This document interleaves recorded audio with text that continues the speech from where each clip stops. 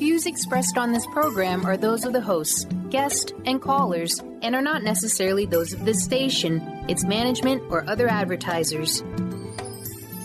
You're listening to Transformation Talk Radio.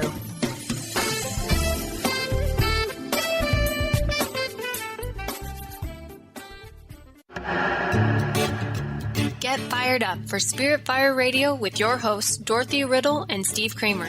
Get ready to shine the light on universal spiritual principles and uncover ways that ageless wisdom can guide you in cultivating consciousness in these modern times.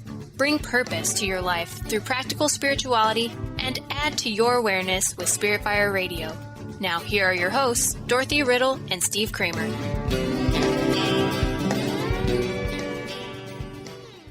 Hello, listeners. Welcome to another episode of Spirit Fire Radio, a brand new show in a brand new month, which means a brand new topic.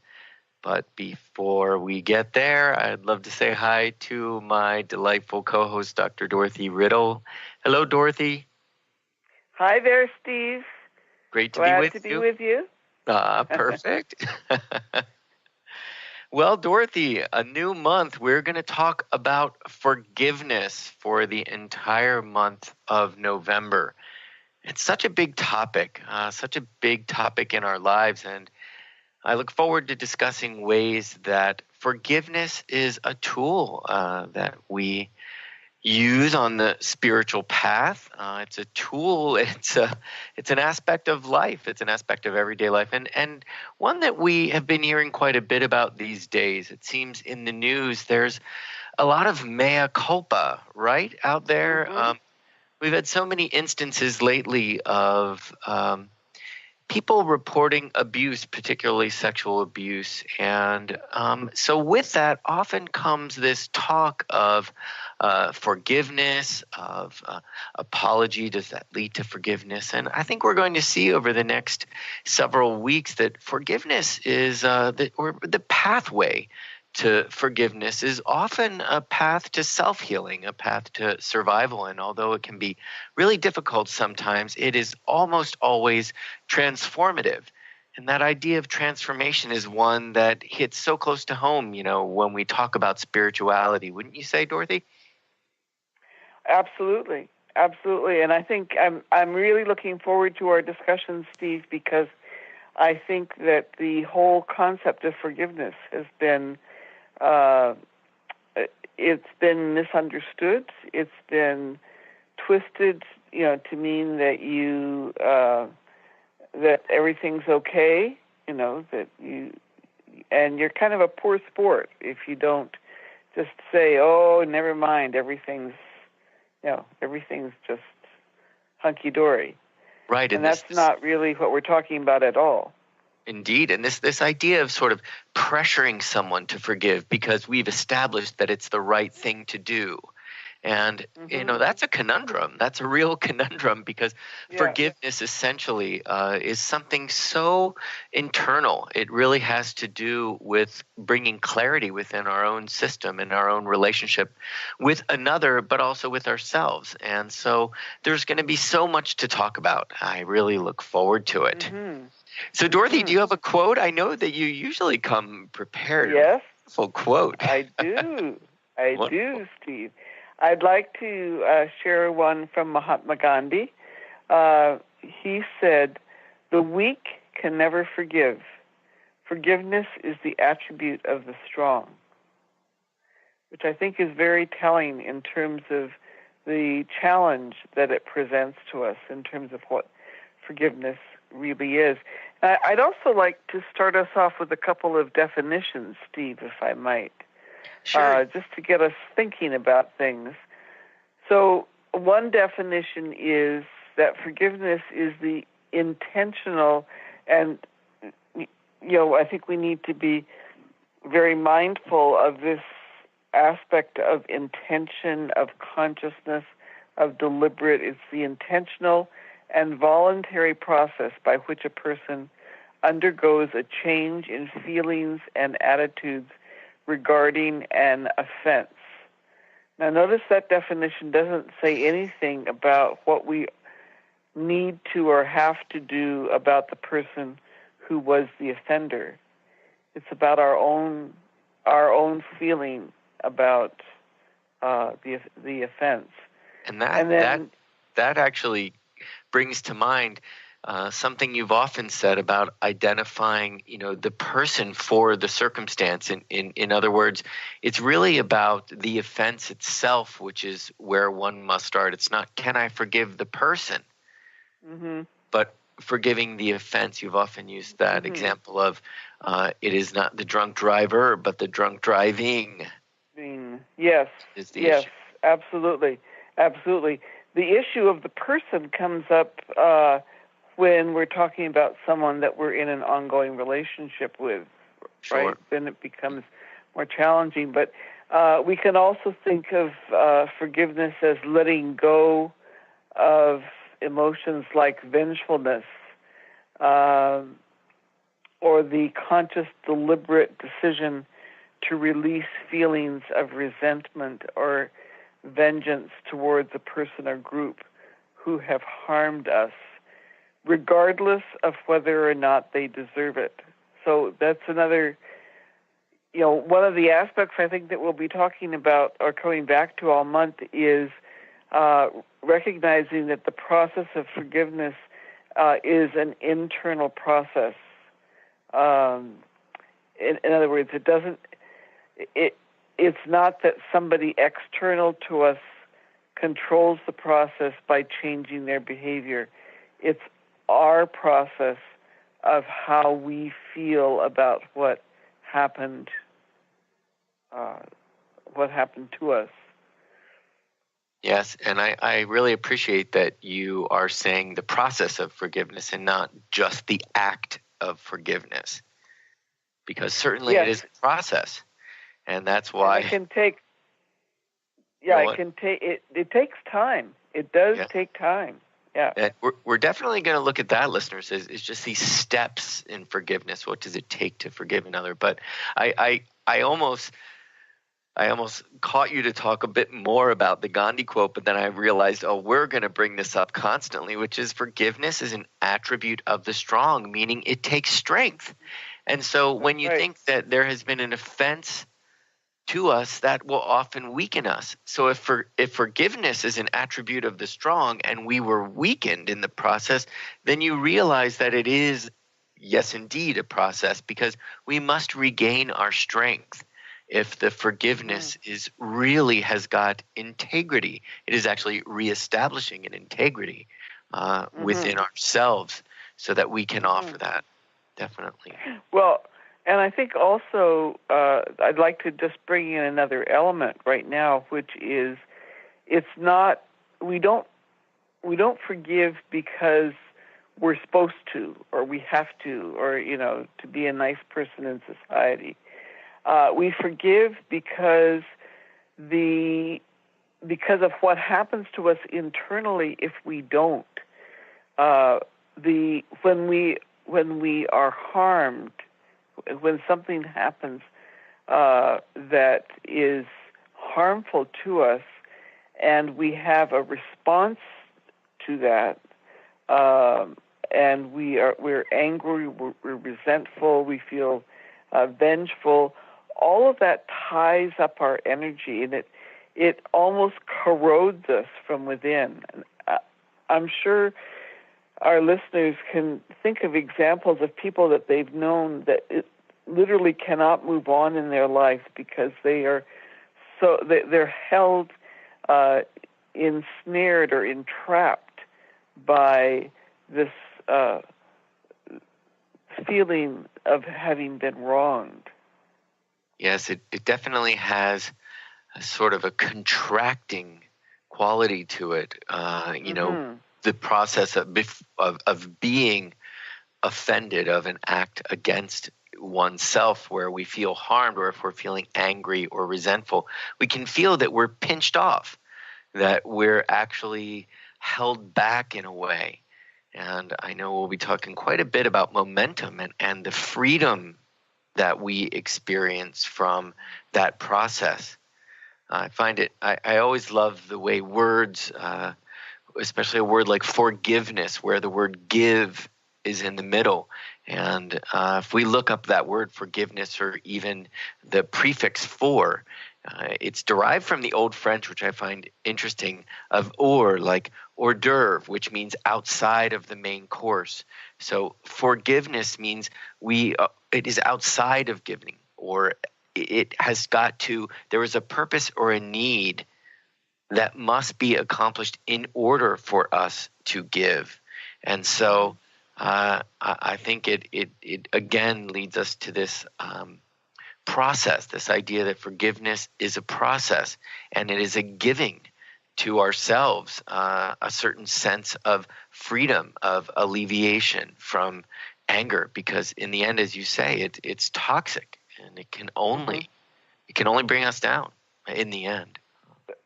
That's right, and part of the key to successful forgiveness, if we can describe it that way, is forgiving doesn't mean papering over the pain that you've suffered.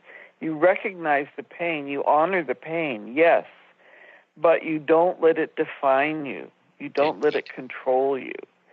And that's the empowering part. That's the healing and being able to move on.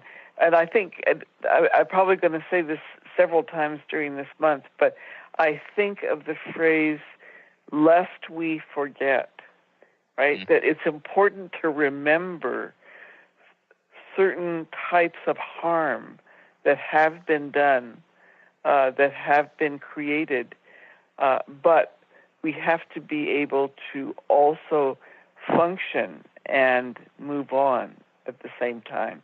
So it's not a forgetting. Indeed. It is about reestablishing momentum and the capacity to expand and move on, right? To find a flow within our lives and not be tripped up consistently by another. And as you say again, that I know we'll come back to many times, which is in a sense giving someone else the power to define your life. So it is really a process. Well, Dorothy, we're going to go to a break and come back and talk a bit about what forgiveness is not. I find often it helps when we really want to get to this answering what is forgiveness. It's good to talk about what forgiveness is not. So let's cover that as soon as we get back after these messages. We'll be right back.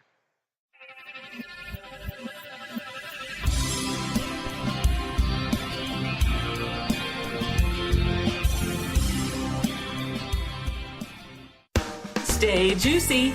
Tune in to Your Juicy Love with me, Una Drake, co-hosting monthly with Dr. Pat, and every second Monday at 12 p.m. on Transformation Talk Radio. My show, Your Juicy Love, helps you find the dynamic, life-affirming love you've always wanted.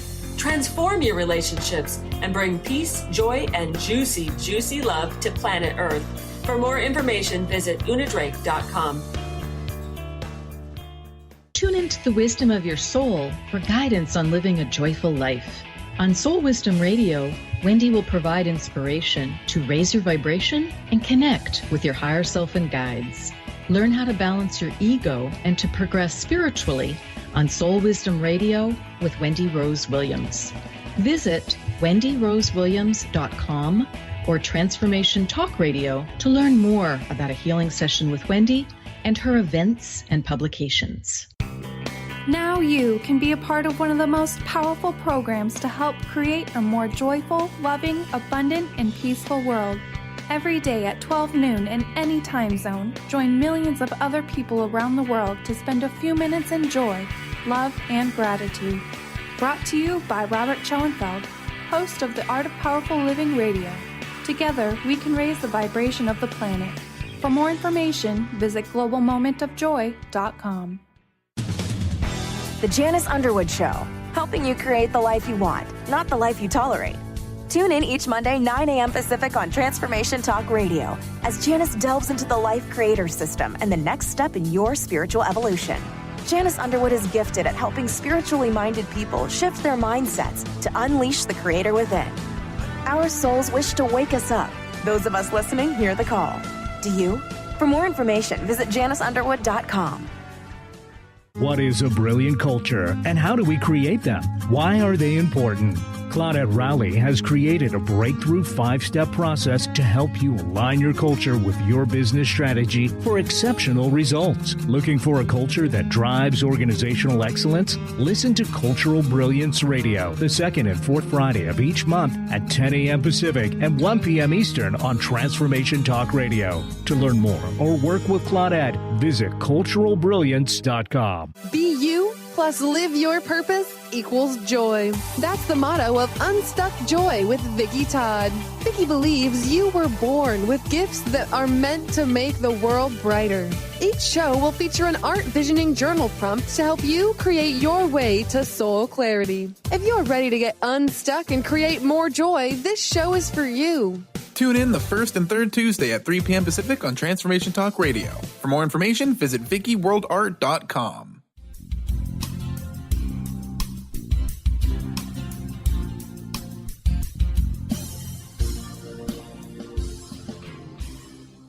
Welcome back to Spirit Fire Radio. My name is Steve Kramer, and I'm joined by my co-host, Dr. Dorothy Riddle. Dorothy, before we get back into our discussion of forgiveness, let's mention a bit about our educational nonprofits and this relationship that we have formed in Spirit Fire Radio. Would you like to begin?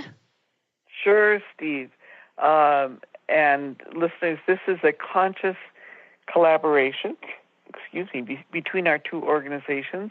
I am with the School for Esoteric Studies, and you can find out more about us at esotericstudies.net. We provide training for persons who want to deepen their spiritual practice. We do that through meditation, study, and service. And this collaboration has grown out of our consciously looking for other like-minded organizations that want to work together towards the common good. And it's been a real joy to collaborate with Spirit Fire. And again, you can find out more about the School for Esoteric Studies at esotericstudies.net.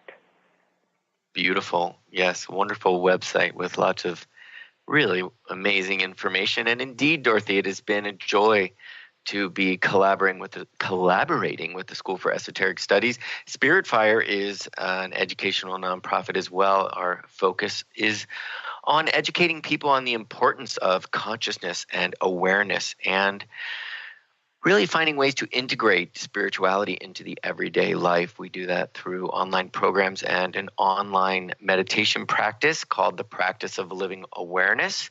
You can find out more about that and our retreat center in Western Massachusetts at spiritfire.com.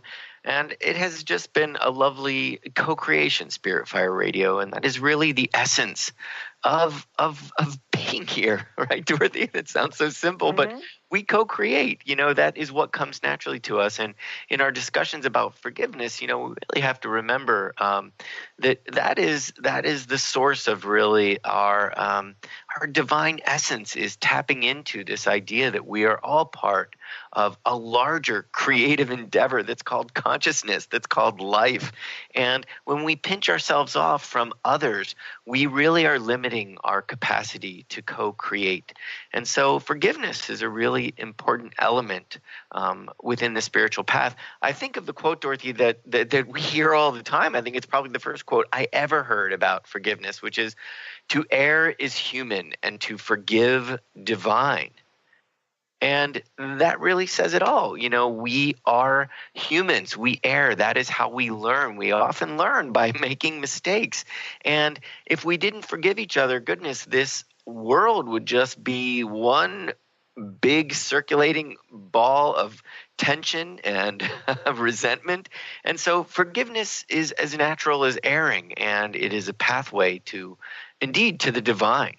But we've got to learn about it. We've got to learn how to do it. We've got to learn how to receive it. We've got to get to the bottom of it, which is what this month of November is going to be all about. So, Dorothy, before the break, we said we were going to talk about what forgiveness is not. Yes, would you like to offer I'd like a few ideas? Yes, I'd like to dive right into that. And I first want to just underscore what you were saying, Steve, that that one of the keys to a full life is recognizing our shared humanity with others, and the fact that we ourselves learn through making mistakes, and so do others, and so we share that with others. But there are a couple of things that have gotten attached to the idea of forgiveness that really don't belong there, that are not forgiveness. One of them is condoning what happened. That is, failing to recognize that the action is wrong, but just kind of sweeping it under the rug and saying, "Oh yeah, that's fine, no problem." And of course, one of the ways that we do this condoning is through creating moral equivalencies that are inappropriate. See a lot of that these days, huh? Yes, yes. Another is excusing the offender and not holding them responsible. So if I forgive you, it doesn't mean that you are not responsible for the consequences of your action and that you don't need to deal with that yourself. So forgiveness is not excusing. It's also not forgetting the offense as though it had never happened. And that, I think, is a real biggie. And that I link that back to the lest we forget comment. It has happened. It needs to be recognized. The harm that it created needs to be recognized and healed. Well, and unless we, sorry to interrupt, but unless we really nominate it, unless we really say it and bring it forward, as you say, those are, in my mind, quite related. This idea of sometimes forgiveness being condoning by saying, "Oh, it's okay," and we know that happens all the time, where we'll just want to take the easy route, or we won't want to create friction, and we just say, "Oh, that's all right," or "I forgive you for that," where actually there was an offense committed and it was wrong. And so, I find we'll get to this later, I'm sure, but in depth, which is naming the offense, along with a forgiveness. So, because another thing that's consistent in life is change and evolution. And so unless we actually name it and we hold it in the light and we present it and say, this was the offense, or you did this, right? And you are responsible for this, we can forgive them. We may never see change, because really that human being could go on and think, "Oh, well, all right, I got away with that. I can do it again." Yes. And exactly. We'll never see evolution happen then. We'll just perpetuate the problem, right? Right. And then one other thing is that forgiveness, at least between persons, is not about pardon. The concept of pardon is really a societal concept. And so if someone has done something that's illegal, that has offended us or harmed us in the process of doing something illegal, we don't have the authority to pardon the offender. But Steve, I think it may be helpful just to take a moment to say what forgiveness is, now that we've mentioned some of the things that forgiveness is not. And we've mentioned some of these already. It does take time. It does not happen immediately. Forgiveness is a process of healing, and you don't heal in an instant. It requires conscious effort. It's not something that just, happens. And Dorothy, I'm lonely to laugh there, because isn't that a bit of the rub, right? That it takes effort. You feel like this offense happened to me and now I've got to do this work. Exactly. Exactly. And boy, and have I been there. Yeah, the resentment about having to do the work can be as corrosive as the original resentment. Yes. Right. And that talk speaks again to this idea of that forgiveness is an attribute of the strong, and that it takes work. And so I think there's something that we will again explore. Pardon us, listeners. Dorothy and I keep saying this because we want you to know that this is going to be a month-long topic, and there's so much to discuss. Is that it is really about coming to an understanding. And that is a mental process. It is really about working through something. And so I just laugh at that when you say it requires conscious effort. That constant rub of you think, really, you did this to me and now I've got to do the work. But, that is really called being human, right? Yeah. So another characteristic is that true forgiveness is unconditional. When you forgive, it's freely given, and it's not a I forgive you if you do blah blah blah. Yep. Either you forgive or you don't. And if you choose to forgive, you need to be able to do it in a way that's permanent. It's not a I forgive you right now, but oh no, I've changed my mind. I'm not forgiving you. Or when it works for me, I'm going to bring that up again. Right. I'm going to stick it to you again. Exactly. Once it's done, it's done. It's over.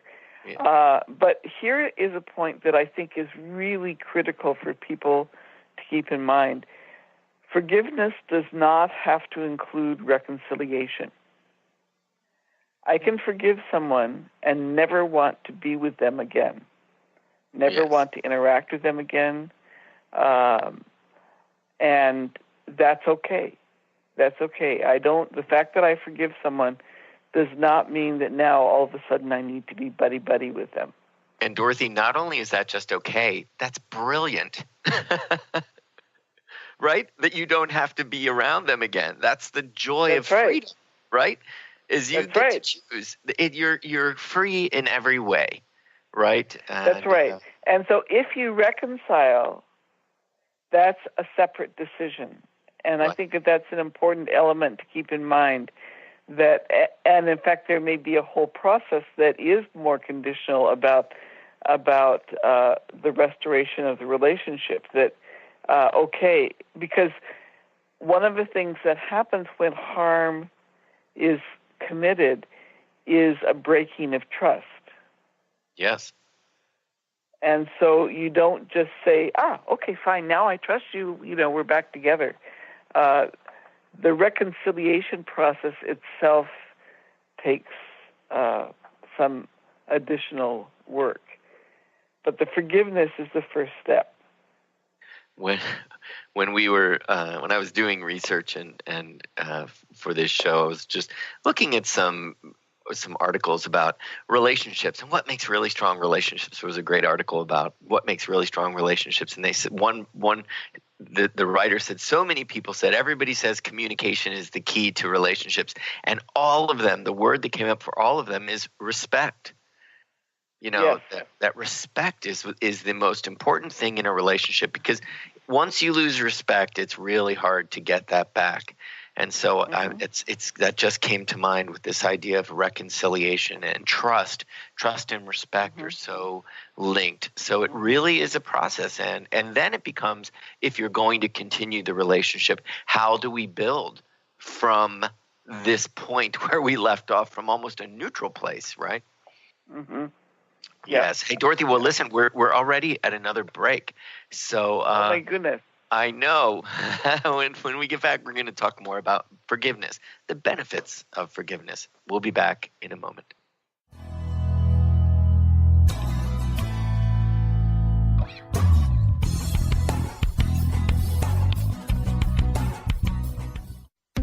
Winning at the game of money.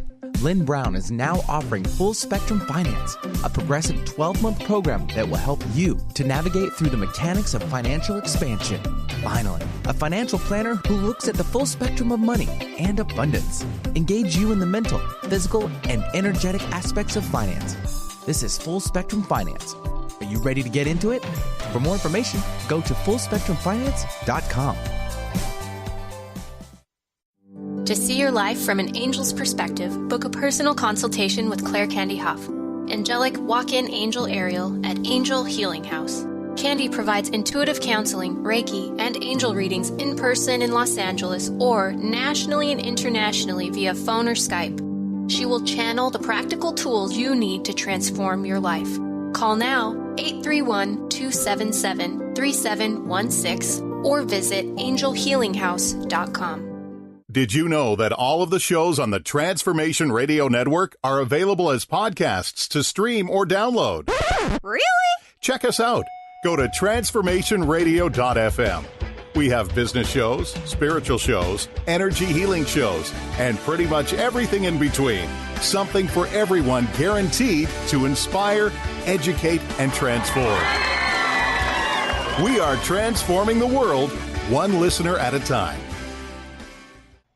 Integrate spirituality into your everyday lives on Universe Soul Heart Radio. Tune in each month on Transformation Talk Radio as Kathleen Johnson explores the concept of sensible spirituality, keeping you grounded, connected, and centered on the path to wholeness. Kathleen has dedicated her life to facilitating holistic healing and wholeness in others. Listen to Universe Soul Heart Radio and learn how to flourish, grow, and impact all we do on planet Earth. For more information, go to universesoulheart.net. What if your body and mind were the compasses to the secrets, mysteries, and magic of life? Glenna Rice, co-host of The Questionable Parent, is inviting you to access all that is possible. Glenna is a 10-year certified veteran access consciousness facilitator who offers an amazing variety of life-changing classes and workshops. Work with Glenna from anywhere, with teleclasses and workshops all over the globe. To learn more and see Glenna's current schedule of events, classes, and workshops, visit glennarice.com. Choose the new earth on the Cornelia Stephanie Show. Tune in each week on Transformation Talk Radio as Cornelia takes listeners on an odyssey of higher consciousness to inspire, educate, and empower. Cornelia guides people on the path of self-healing, peace, and liberation. The Cornelia Stephanie Show is your catalyst for anchoring heaven on earth on a global scale. For more information, go to corneliastephanie.com.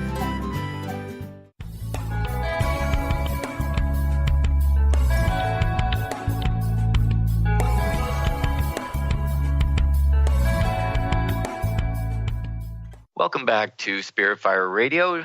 Dorothy and I have been talking about forgiveness, and it's already been a wonderful conversation, and it is a conversation that will continue for the next many episodes. All through the month of November, we are going to dive deep into forgiveness and why it is essential, why it is a part of the fabric of our human relationship, and how it helps us really get to know ourselves, get to know others, and move on from offenses that we that we've experienced.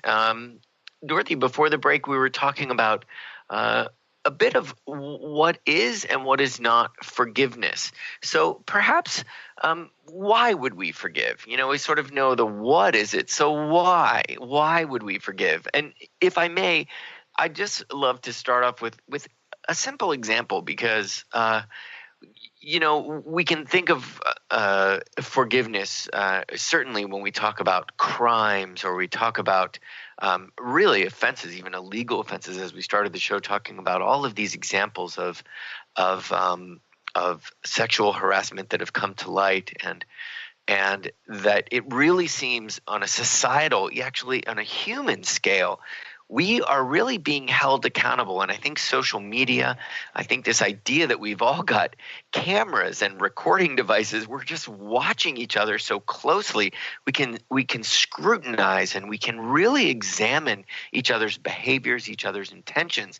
And it's really been amazing to watch the ways in which people are being held accountable for offenses or crimes against one another. But we all experience, you know, these little injustices on a day-to-day level. And I was just sort of imagining this. A friend of mine, back when I was living in New York City, we had our favorite coffee shop on the corner that we always went to, and there was a barista there that offended my friend. You know, he said, "I'm not going back in there until he apologizes to me. Well, you know, what he did was so wrong," and he was just so angry. And that was it. We could never go back in there. And I really loved our time together at this coffee shop. I loved the coffee shop. It had a beautiful light. It was a great environment. But just because this one barista, you know, crossed my friend, and I didn't think it was intentional, it was just a whole thing. But what it shows is that this idea of conditions. We place conditions. I will never go back into that coffee shop until this barista apologizes. Well, you're not even in there anymore, so how can the person apologize to you? You don't even know if they still work there. And my friend and I, we both sort of lost out on beautiful times. We never really found another coffee shop that we liked as much as this one. And the environment, the music, it was a practical place where we could go. And so what I'm getting at is that, when we hold resentment or we pinch ourselves off or we really place conditions in something just as tiny as someone cutting you off in your car or cutting your car off, and you get so angry at them. And for the next 15 minutes, you're not even seeing the world around you. You're just experiencing this anger and resentment, and you want to get them back, or you want some justice. And we cut ourselves off. We cut ourselves off from joy, and we allow someone else to sort of dictate our world. And it just gets in the way. So forgiveness is so important. So I find that the benefits of forgiveness is just getting back to the process of our life and not being distracted, not allowing, first of all, our mind and emotions to be distorted, but really to allow someone to have the power over our daily choices. I would agree, Steve, that I think it is important for us to recognize that there are a range of situations in which the issue of forgiveness comes in, and they're related to the type of offense that occurs. I mean, sometimes people offend us because of the way that we interpret what they've done, right? They didn't set out to offend us. They may be startled by the fact that we took offense. So that's one kind of scenario.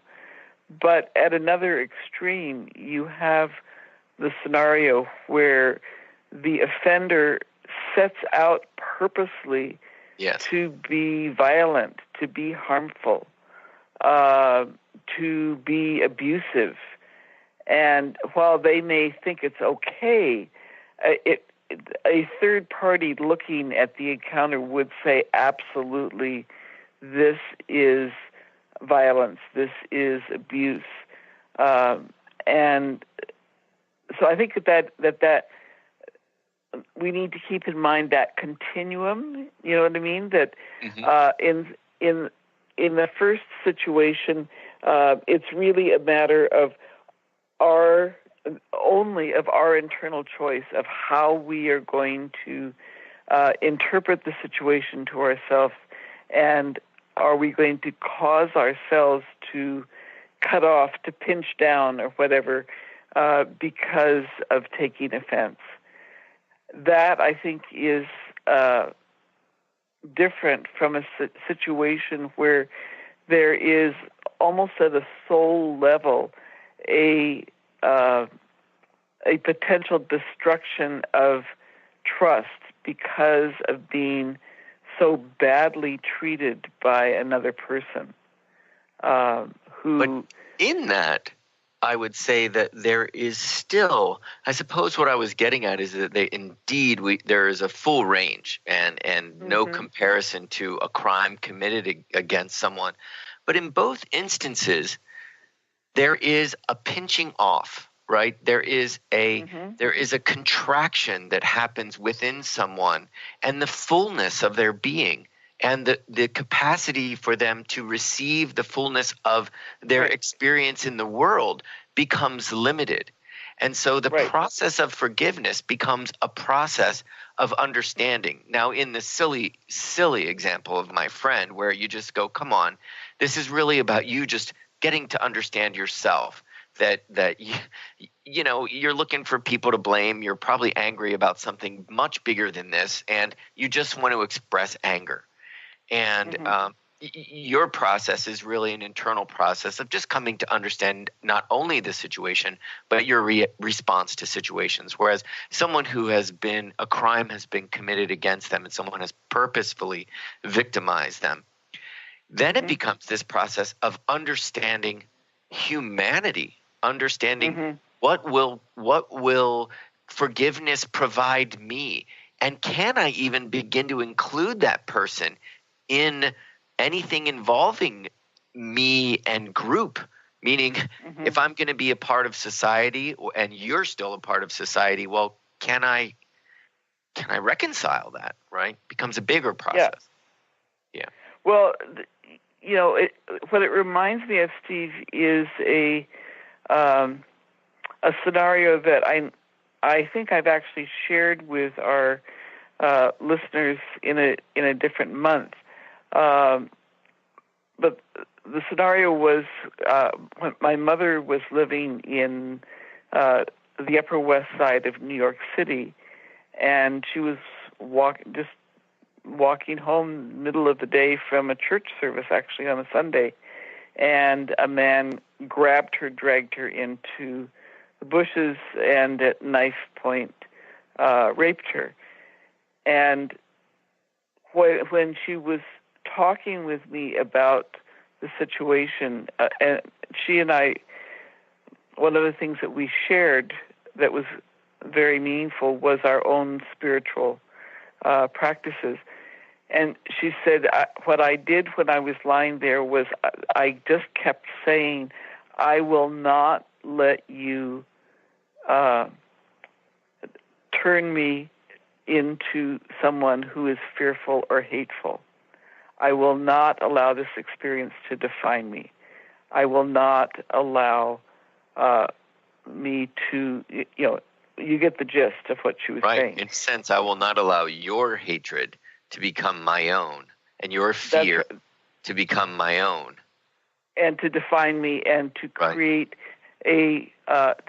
so she was actually going through that process that we describe as forgiveness. She wasn't saying this is okay. And they never actually caught the man. There wasn't a happy ending in that kind of sense. But she came out of that in a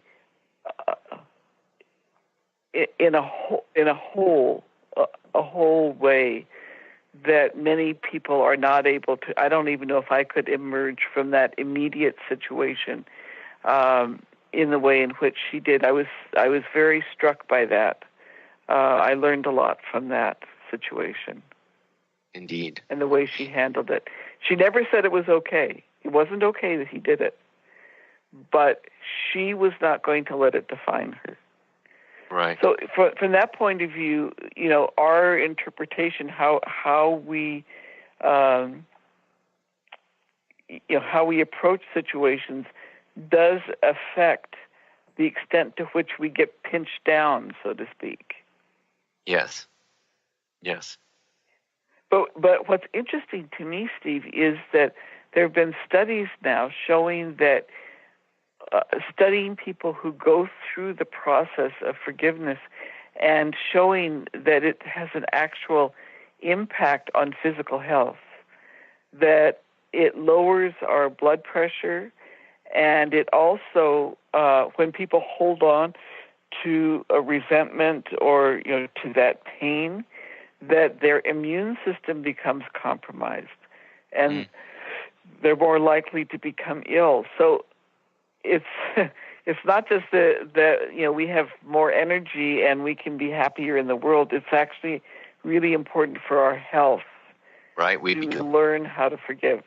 Pinched off in a way physiologically. I also find it interesting. I always sort of love to bring energy medicine into the talk, because the blood pressure and the immune system are aspects vibrationally of the heart chakra. The heart chakra rules the immune system and the circulatory system. And so you can see that when we forgive, we talk about really reestablishing unity and trust, and that forgiveness really brings us to the heart. And so it's interesting that it would have these effects on aspects of our physiology that pertain to the heart center. So definitely when we forgive, it's as if our heart is set free. And when we cannot forgive, we can see that we have, in a sense, a bit of a broken heart, just as your mom said, I will not let this person, in a sense, break my heart and not allow me to trust or have relationships that are open with other human beings as a result of this. Very powerful. Forgiveness is awesome. Yeah. Well, and my experience with friends of mine is if someone is saying that they can't forgive something, usually it's because they think that if they forgive, they are condoning. They're saying it's okay that it happened. Right. And that's where, I think the process, it's certainly going on here in Canada. It's going on in a number of countries, the truth and reconciliation process. That first you have to name what happened. You have to recognize the harm that was done. That's the truth part. And then you can talk. When you can then release, you can talk about whether or not it's possible now to have a restoration of relationship. Quite the process. Dorothy, listen, we're at another break. Oh, my goodness. Okay. Yes, we come back. We'll wrap up our first show on forgiving and just talk a little bit about what happens when we don't want to forgive. Your friends that said, I'm just not going to forgive. And, how can we get beyond that? What are the signs of that? How can we get beyond it before we say goodbye? We'll be right back after these messages.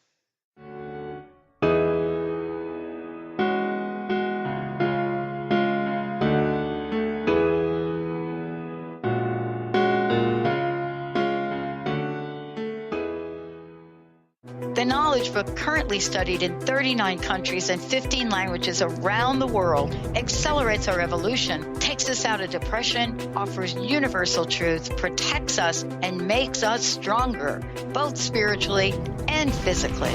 So if you are interested in the Knowledge Book, visit usa.theknowledgebook.net and tune in to the Knowledge Book Radio with Marge Potasic on TransformationTalkRadio.com.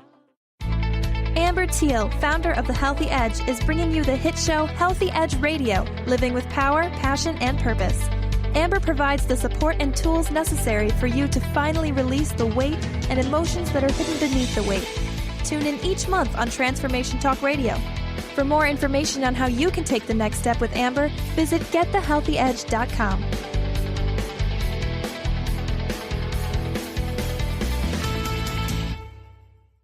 Isn't it time to put your health first, to give yourself the gift of whole body wellness? What if embracing unconditional love and self-care was the first step to wellness? Could you honor that for yourself? My name is Audrey Michelle, host of Rewired Life Radio and the author of Rewired Life, A Journey to Untangle Chronic Pain and Endometriosis.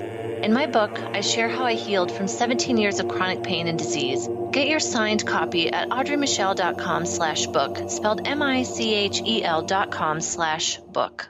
Tune in to the Psychic Professors Show, The Voices of Spirit Radio, with international medium and spirit artist Dr. Susan Barnes on Transformation Talk Radio, featuring a variety of spiritual topics such as psychic art, spiritualism, EVP, psychic development, and mediumship. This hit call-in show provides listeners with breakthrough wisdom to enliven and enlighten their lives. Visit spiritartgallery.net. Tune in each Friday, 2 p.m. Pacific, 5 p.m. Eastern on Transformation Talk Radio. The Truth is Funny. Shift Happens with Colette Marie Steffen is excited to welcome Karen Benton as a monthly guest host. Tune in on the third Wednesday of each month at 8 a.m. Pacific Time to regain confidence and trust in your capacity to create change in your life, your health, your family, and your well-being. Karen Benton is a mother, nurse practitioner, certified body talk practitioner, Franklin Method instructor, and owner of Limitless Living LLC. For more information about Karen, visit KarenBenton.com. Wow. Hey, everyone. Welcome. Welcome to the Dr. Pat Show. This is Talk Radio to Thrive By.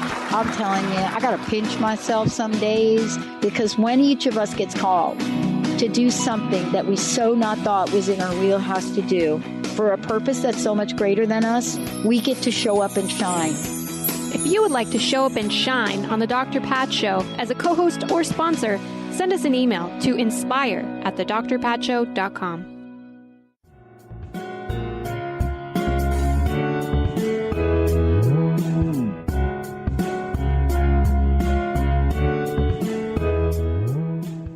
Welcome back, listeners, as we wrap up our first show on forgiveness. Dorothy and I were talking about the consequences of not forgiving just before the break, and it made me think of a Chinese proverb that says, if you're going to pursue revenge, you'd better dig 2 graves, which basically means, your resentments can destroy you. As you said earlier, Dorothy, right? It can be toxic to hold on to resentment, to hold on to anger, or even to hold on to guilt and shame. And I bring that up because next week's show is going to be about forgiving ourselves and forgiving others. And I find so often, especially within healing as an energy healing practitioner, goodness gracious, the healing has got to always start within ourselves. In any kind of healing, we first have to look within, and then we can deal with the outer symptoms. It's often what's going on within. So oftentimes there's shame and guilt that we sometimes need to look at if within the process. Wouldn't you agree? Yes, absolutely. And one of the challenges is, I don't know about our listeners or about you, Steve, but I know for myself that I've been in situations where I feel another party has purposely been hurtful to me, and I want to make them suffer. Really, Dorothy? You can hear the energy there. Yeah. It's like, I suffered, you're going to suffer. But the thing is, if I hold on to that, I'm the one that keeps suffering. And the other person, part of what's irritating is to watch the other person blissfully go on with their life, right? And I'm the one that's suffering. I'm the one that's left holding the bag, so to speak. And so that's where I think it's so important to think about forgiveness as a gift to ourselves. I mean, it is a freely given gift to somebody else if we say to them, I forgive you. But before that, there is the gift to ourselves of releasing the resentment, of releasing the need for vengeance, because it chews us up inside. Yes.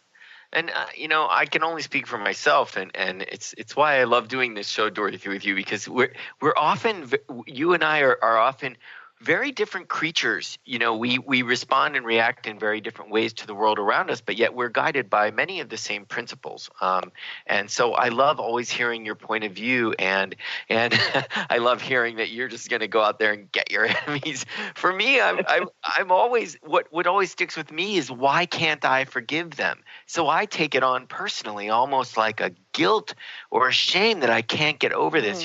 Why can't I see through this? Why can't I get beyond this? And it becomes more about my own internal process. And so, which is equally as toxic and as would put one in the grave as well. And the idea of revenge, I know when I feel that, when I kind of get deeper beneath it, I usually realize that it's just covering up the hurt that someone actually crossed me. And why would they do that? What have I done to deserve that? Or if I did nothing to do that, to deserve that, what's wrong with humanity? What's wrong with people? Why would somebody do that? And why am I a part of this? So it's so complex, is it not? It is, and it's interesting that you go there. I go there sometimes, but I guess I've been, in my life, I've been in some, what I would think of as lightning rod situations where people who were feeling insecure or knew that they were not performing properly chose to take it out on me. And so I've been in a situation of being scapegoated, publicly scapegoated, and it's it doesn't feel justified at all, and it's very painful, And so what I've recognized over time is I can remove myself from the situation so that I'm not, interacting with it. But unless I actually release it, unless I actually forgive, and I'm not saying that I seek the people out and I forgive them directly, but unless I can release all of the hurt and pain and resentment that's tied up, I am not able to embrace life fully. And so I am the one that suffers. Second time. Beautifully said. I suffered. Yeah, and that's also part of you were saying earlier, Steve, about, having to do the work. It's like you have to do the work twice, yes. Yeah. Otherwise you're going to suffer twice, yes. Well, and when it's an injustice, like just in the example you gave, that's when it gets really tricky, right? Because goodness, do you have to get so elevated, right? You've got to have such a high perspective to really forgive and move on and trust that the next scenario, the next person is going to live up to their potential and is going to, do right by themselves and right by you, right by their responsibility. So that word again, responsibility and justice. You said something about justified. It wasn't justified. I'll tell you, when I feel that revenge, it's when something's unjust. So you made me tap into that sort of where my daggers come out too. I'm not always the, why, what happened to me, why? But when it comes to justice, I too get those daggers. Well, Dorothy, we are finished with our first show. We're going to have to wrap it up. It's been really a lovely conversation. And listeners, we've got so many great perspectives on forgiveness coming up. Next week, we're going to talk about forgiving ourselves and forgiving others, and that really fine line and interesting relationship between the two. Dorothy, anything before we wrap up? No, I'm really enjoying this conversation, Steve, so I look forward to next week. I think it is I'm glad we have a whole month to talk about it, because it's not a straightforward topic. It's a complex topic. Indeed. All right, listeners, we hope to see you next week on Spirit Fire Radio. Thanks, Dorothy, and thanks, everyone, for listening. Thank you for listening to Spirit Fire Radio. Tune in each Wednesday at 9 a.m. Pacific, 12 noon Eastern for your weekly guide to purposeful living and practical spirituality. Join hosts Steve Kramer and Dorothy Riddle as they shine the light on universal spiritual principles and uncover ways that ageless wisdom can guide you in cultivating consciousness in your everyday life. Add to your awareness with Spirit Fire Radio. To learn more, visit spiritfireradio.com.